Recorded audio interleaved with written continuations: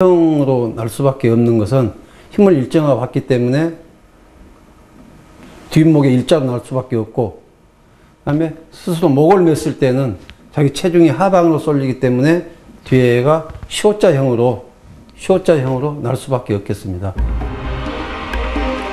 여러 시기에 걸쳐 구타당한 전신의 피하 출혈, 둔탁한 흉기에 의해 깨진 정수리 상처, 그리고 목 전체에 빙 둘러 나 있는 끈의 흔적들. 타살의 흔적은 명백했다.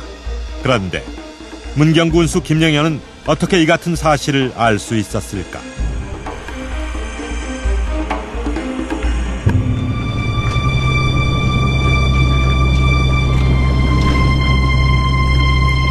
해답은 한 권의 책, 바로 증수무원록이었다. 이 책에는 자살과 타살일 때 목 뒤에 남는 흔적이 자세히 기록돼 있었다. 그 내용은 과학수사대 실험과 놀랍도록 같았다.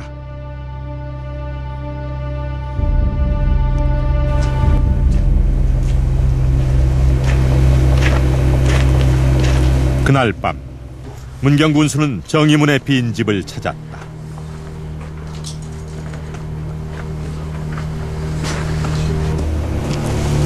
증수무원록이 말해준 또 다른 증거를 찾기 위해서다. 증수무원록은 반드시 주변 정황을 파악하도록 적고 있다.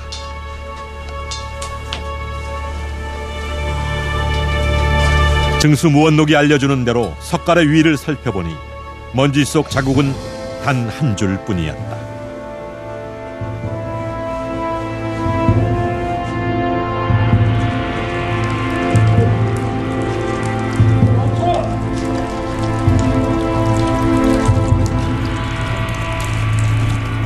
죽은 항씨 부인은 스스로 목을 매단 것이 아니다. 온몸에 난 상처와 목에 새겨진 흔적들은 내 놈이 모진 구타를 한 뒤 목을 졸라 숨지겠다는 것을 말한다. 항씨 부인을 죽인 것은 바로 내 놈이다. 범인으로 지목된 것은 바로 남편 안재찬. 목을 매려 딛고 올라선 물건도 없고, 그렇게 죽은 네 처를 발견한 것도, 끌어내린 것도, 시신을 옮긴 것 또한 내 놈이야. 너 말고 누가 이 간상 속임수를 봤단 말이냐?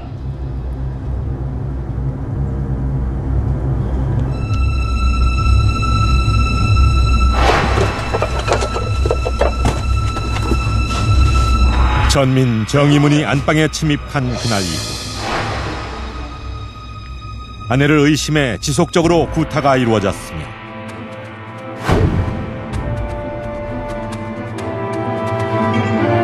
두 사람이 서로 정을 통했다는 소문이 돌자 끝내 목을 졸라 살해하게 된 것이다.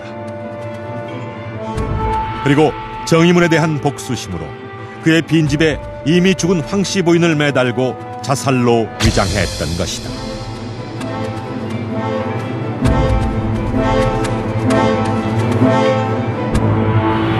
문경 군수가 검시 등을 통해서 살인사건을 해결하는 과정을 보면 조선시대에도 오늘날 못지않은 과학수사가 행해졌다는 것을 알 수가 있습니다. 이를 가능케 한 것은 바로 무원록이었습니다. 본래 이 무원록은 중국 원나라 때 왕여라는 인물이 지은 법의학 서적입니다. 이것이 조선에 들어와서 세종 때는 신주무원록, 영조 때는 증수무원록, 그리고 정조 때는 증수무원록 언해와 같이 우리나라 실정에 맞도록 발전시켜온 것이죠. 조선의 과학수사 지침이었던 이 무원록은 검시 방법뿐만이 아니라 수사 지침에 이르기까지 아주 상세하게 그 내용을 담고 있습니다. 살인사건이 발생하면 즉시 현장으로 출동할 것, 그리고 검시는 아전들에게 맡길 것이 아니라 수령이 직접 할 것 등 오늘날의 수사에 있어서도 그대로 적용할 수 있는 원칙들이죠.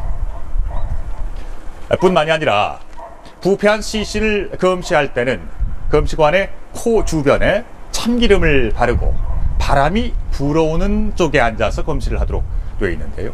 이것은 부패한 시신의 역한 냄새를 막고 세균 감염 또한 차단시키기 위함이었습니다. 오늘날 화학수사대 요원들조차도 깜짝 놀라게 한 조선시대 화학수사대의 수사지침서 무원록. 이 무원록의 세계로 지금부터 들어가 보겠습니다. 1904년 경기도 여주군. 외마디 비명소리가 어둠을 갈랐다. 형님이야! 형님! 형님! 한 남자가 칼에 찔려 살해됐다. 형님 이거! 머리 위와 귀 뒤, 목 부위도 칼에 찔렸다. 칼날을 잡았는지 양손에도 피가 낭자했다.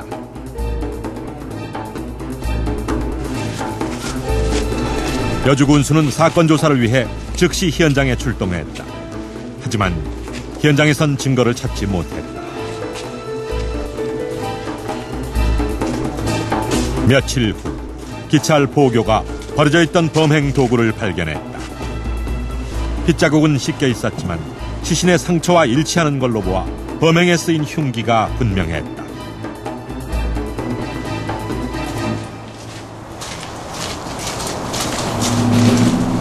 동네 사람들은 하나같이 그 칼의 주인이 한때 피살자의 집에서 일했던 이춘경이란 자라고 지목했다.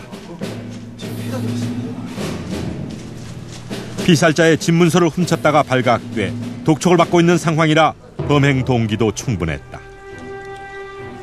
여주군수는 이춘경을 관하로 잡아들였다. 그러나 유력한 용의자 이춘경은 혐의를 완강히 부인했다. 심증은 있으나 물증이 없는 상황.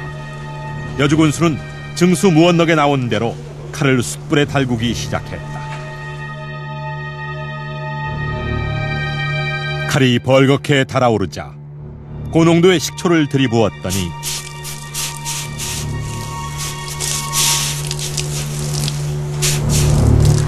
서서히 핏자국이 선명하게 나타났다.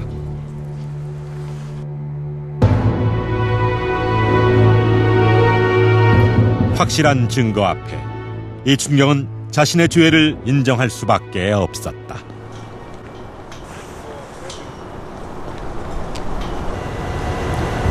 사라진 핏자국이 되살아나는 것은 어떤 원리일까?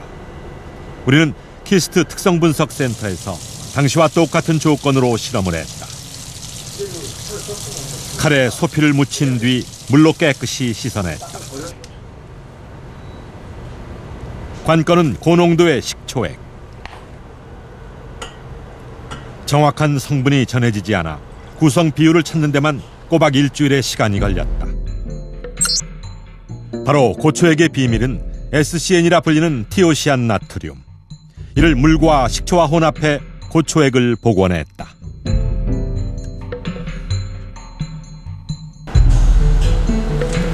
다음 순서는 여주군수가 했던 대로 칼에 열을 가했다.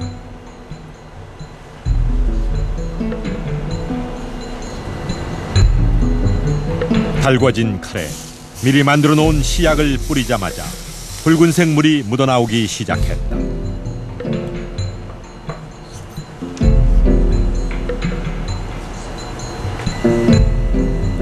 약 5분 경과 후 칼의 곳곳이 선명한 핏빛으로 얼룩이 생겼다.